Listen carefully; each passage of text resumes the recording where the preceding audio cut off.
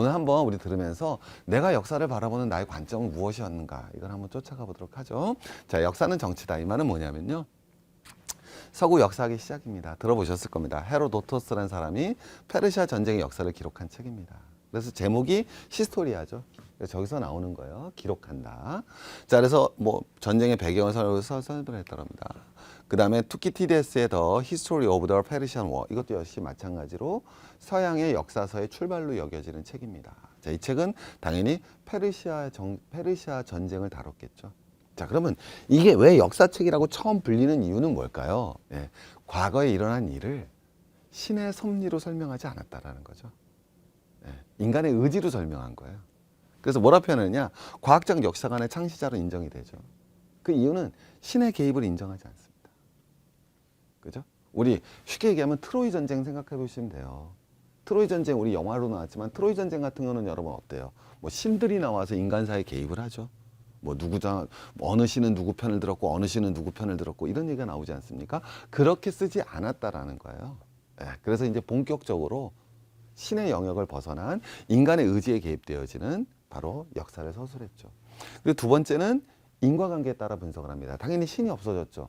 옛날에 어떤 결과가 나왔어요. 그럼 그 원인이 뭐예요? 신이 그렇게 만든 거잖아요.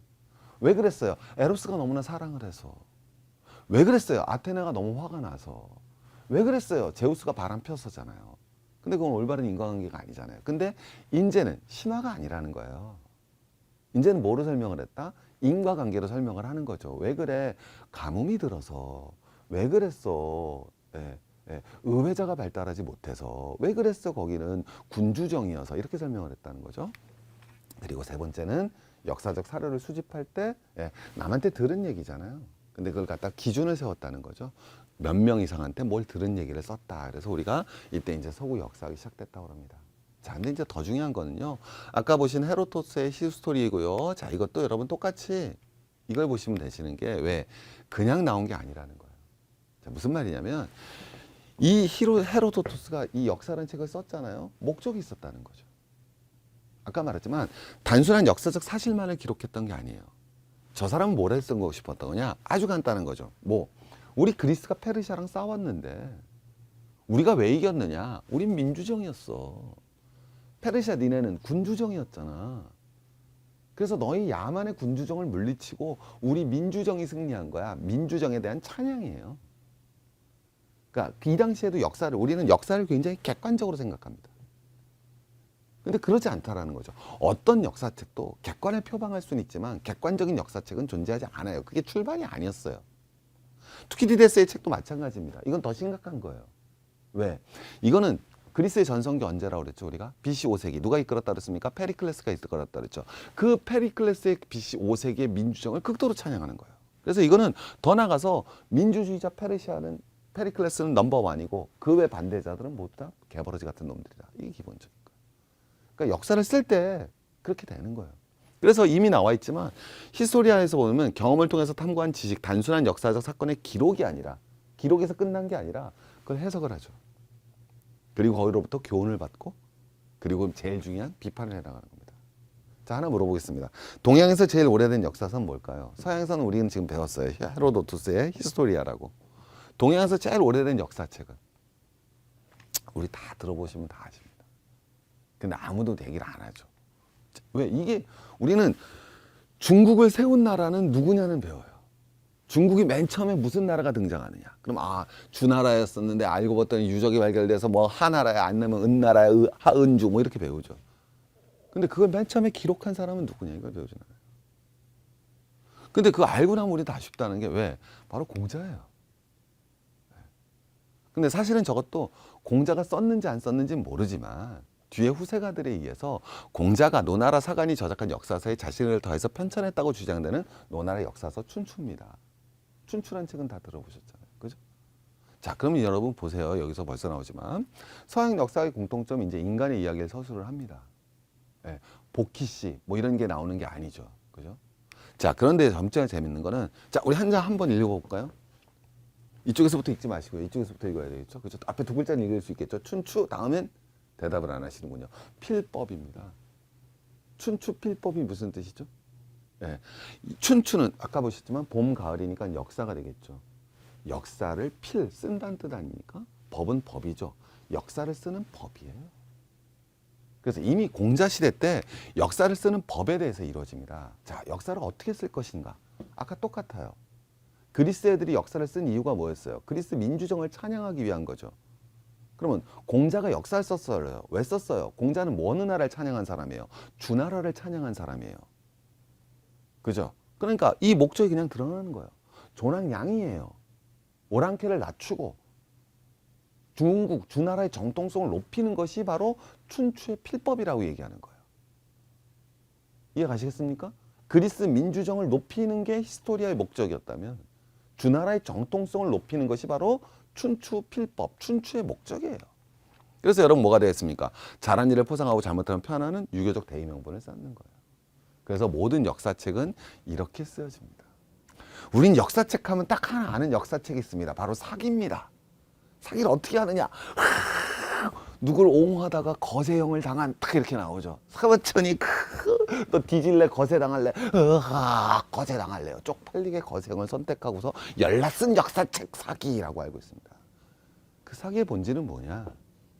그 사기의 본질이 바로 춘추 필법을 통해서 공자 이후의 역사까지도 내가 서술하겠다는 거예요. 그게 가장 기본적인 목적이에요. 그래서 여러분 뭐가 되느냐? 이때부터 역사책의 기본 룰이 잡힙니다. 여러분이 학교 다니실 때 배우신 게 있어요. 연도대로 쓰는 건 무슨 채라고 배웠죠? 편년채. 다 까먹겠지만. 그런데 도대체 이게 무슨 말인지 알 수 없는 삼국사기는 무슨 채로 쓰여져 있다? 기전채라고 들어보셨을 거예요. 그게 무슨 소리냐 개소리냐. 역사서를 저렇게 쓰는 겁니다. 맨 왼쪽에 뭐가 돼 있습니까? 본기라고 돼 있죠. 본기 다음에는 표, 서, 세가, 열전 이런 형식으로 서술이 됩니다. 자 보세요. 본기는 뭐다? 황제의 정치사예요. 그러니까 조선시대에 서술한다고 치면 삼국사기는 저렇게 써졌으니까 그 다음 맨 처음에 뭐가 된다? 왕의 역사만 쭉 쓰는 거예요. 무슨 왕은 뭘 했고 무슨 왕은 뭘 했고 무슨 왕은 뭘 했고 무슨 왕은 무슨 정치를 했고 쫙 씁니다. 자 그 다음에 뭐가 돼야 되겠습니까? 주요 사건의 연표를 달아주고요. 그 다음에 문화사를 쓰는 거고. 자 사실은 여기서 다 끝난 거야. 이제 그 다음에 뭘 해줘야 돼요? 중국은 주나라가 있었죠. 주나라가 처음에 세워질 땐 봉건제를 하지 않았습니까? 그래서 자기 친척들한테 뭐예요? 땅을 나눠줬죠. 그 친척 왕들 얘기를 쓰는 거예요. 자, 그 다음엔 뭐라 써 있습니까? 열전이라고 써 있죠? 신하와 일반인의 얘기. 자, 저기에 더 재밌는 얘기가 쓰여집니다. 자, 사기 열전에는 누구 얘기가 나올까요? 사기 열전에 누구 얘기가 나올까요? 아, 존왕양이라니까 황제 얘기 썼잖아요. 그 다음에 봉건제로 나눠준 땅의 왕들 얘기 썼죠. 그 다음에 스키다시, 오랑캐. 그럼 누가 나와요? 우리나라 얘기가 나오는 거예요, 여기서. 그래서 사기 열전에 따르면 이렇게 나오는 거예요, 맨날. 무슨 열전에 따르면. 그래서 뭐라고 나와요, 맨날. 자료가 빈약하여. 왜 관심이 없잖아요, 이 얘기는. 저걸 열심히 써야지 이걸 왜 열심히 씁니까? 그래서 우리가 사기 열전에 나오는 거예요. 그러니까 이미 존왕양이적인 서술 역사책이 이루어지고 있는 거예요. 이해하시겠습니까? 중국의 정통성을 만드는 거. 그럼 우리나라 삼국사기는 저기서 뭐가 빠졌겠어요?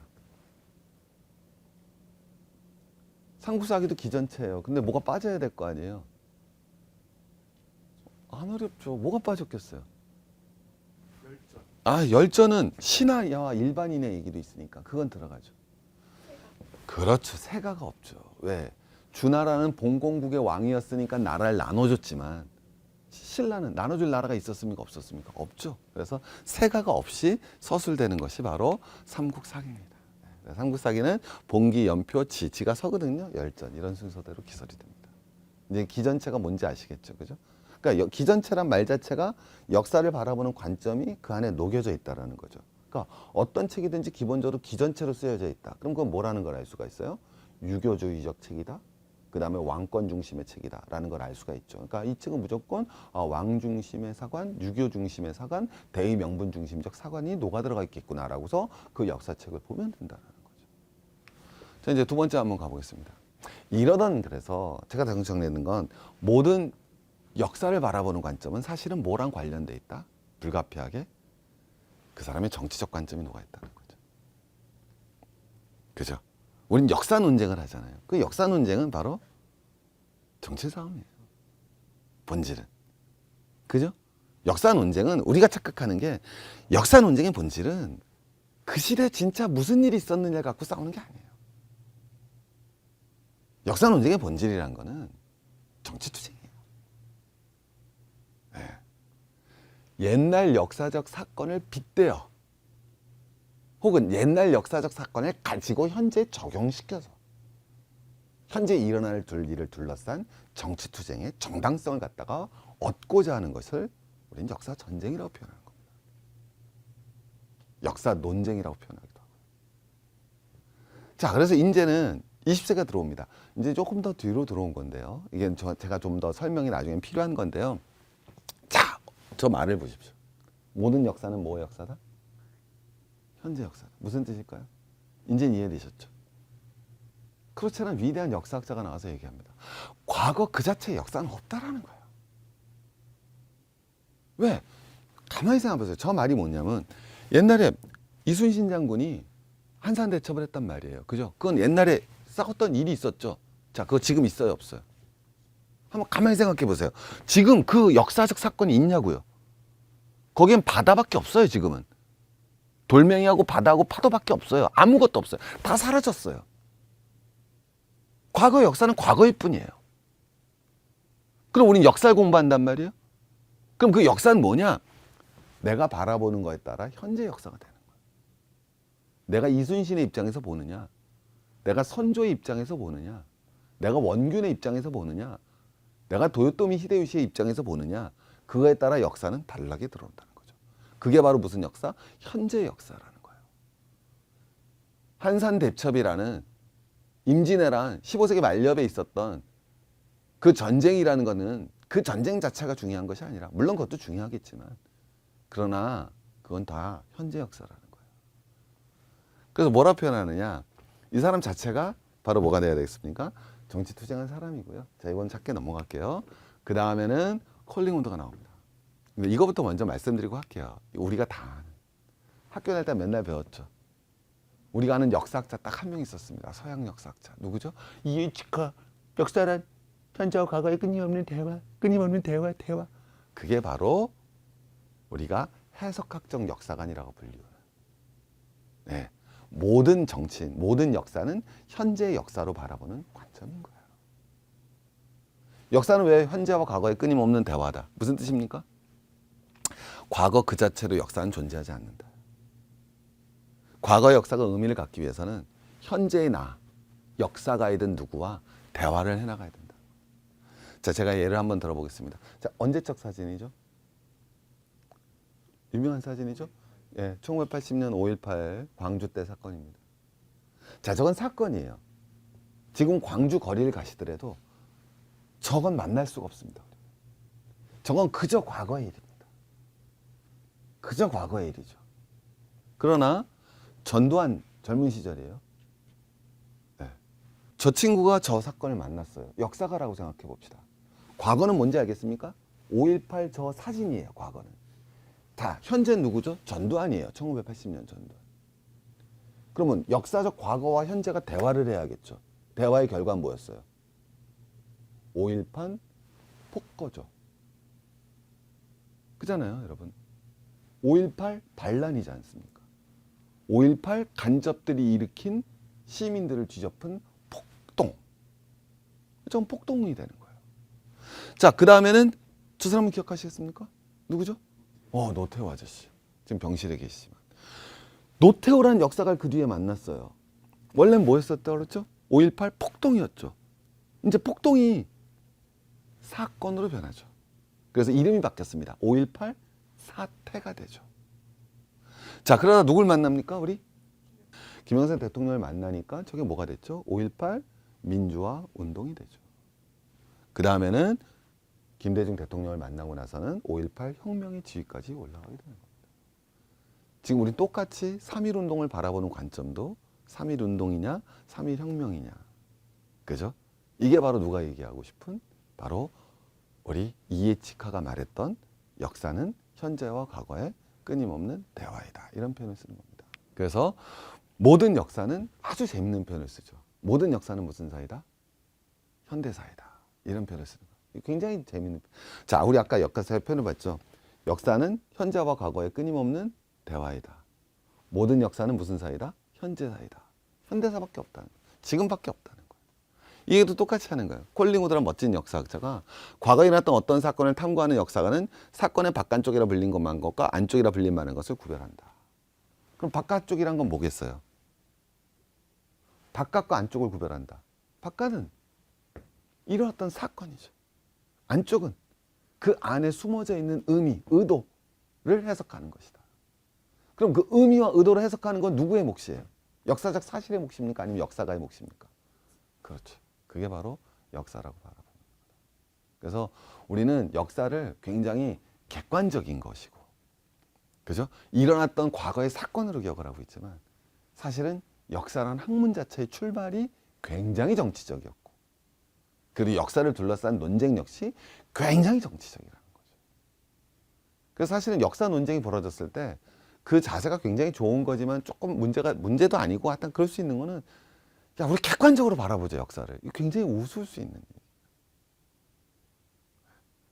객관적으로 바라보. 물론 역사 왜곡이 두 가지 종류의 왜곡이 있는 거예요. 이제 이해하셔야 되는데, 하나 역사 왜곡은 역사적 사실 자체를 왜곡하는 거예요. 이해 가시겠죠? 임진왜란이 1492년에 일어났는데 이걸 91년에 일어났다. 이게 이제 역사 왜곡이죠. 근데 역사 왜곡은 이 왜곡만 있는 게 아니에요. 두 번째 왜곡은 뭐예요? 바로 안중근을 테러리스트라고 말하는 게 역사적 왜곡이죠. 1909년 안중근이 이토 히로부미를 쏜 거는 정확하게 기억을 해요. 총알 5발 쐈다. 왜곡이 벌어지지는 않았죠. 그러나 테러리스트다. 이런 게 나오면은 여러분 기본적으로 왜곡이 되는 거잖아요. 오케이? 그래서 역사는 바로 현재와 과거의 끊임없는 대화이다. 이렇게 얘기할 수 있습니다.